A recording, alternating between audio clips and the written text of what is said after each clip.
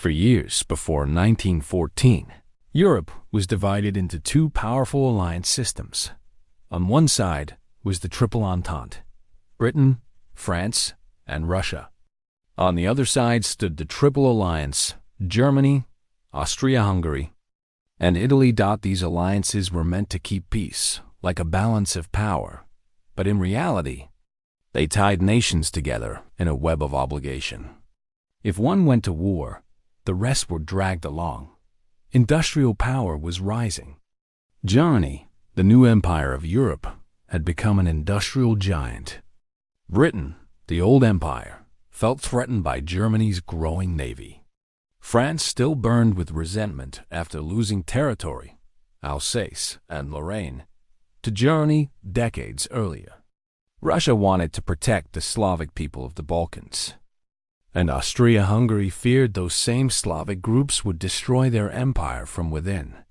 Europe was armed, proud, and paranoid.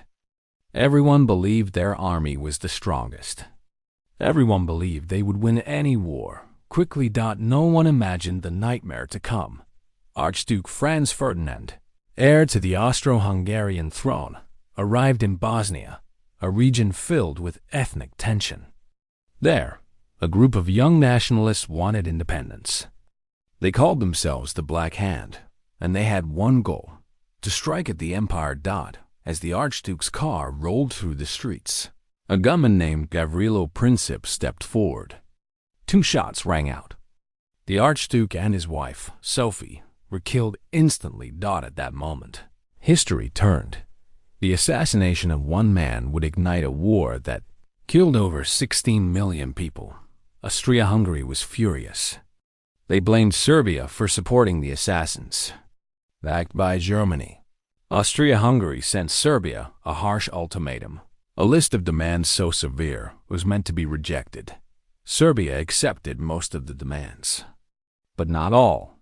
And so, on July 28, 1914, Austria-Hungary declared war on Serbia. Russia began to mobilize to defend Serbia. Germany warned Russia to stop, and when Russia refused, Germany declared war on Russia. France, Russia's ally, was next. Germany declared war on France on August 3. To reach France quickly, Germany invaded neutral Belgium, hoping to surprise the French army. That single act brought Britain into the war. By August 4th, all of Europe was at war. A spark in Sarajevo had become a wildfire across the world. When the war began, millions cheered. In Berlin, Paris, London, the streets were filled with parades. Young men rushed to enlist, afraid they might miss the war. They believed it would be short, over by Christmas. No one yet understood what modern war really meant. Germany's battle plan, the Schlieffen Plan, was simple but risky. Strike France first by sweeping through Belgium, defeat it quickly, then turn east to fight Russia. At first, it worked. German troops crushed Belgian resistance and entered France. The world watched as the greatest armies ever assembled clashed. But the French and British armies stopped Germany's advance at the Battle of the Marne. Both sides dug trenches, stretching from the North Sea to Switzerland, and there they stayed. For 4 long years, the war that was supposed to last weeks turned into a brutal stalemate. Trenches filled with mud, rats, and death became home.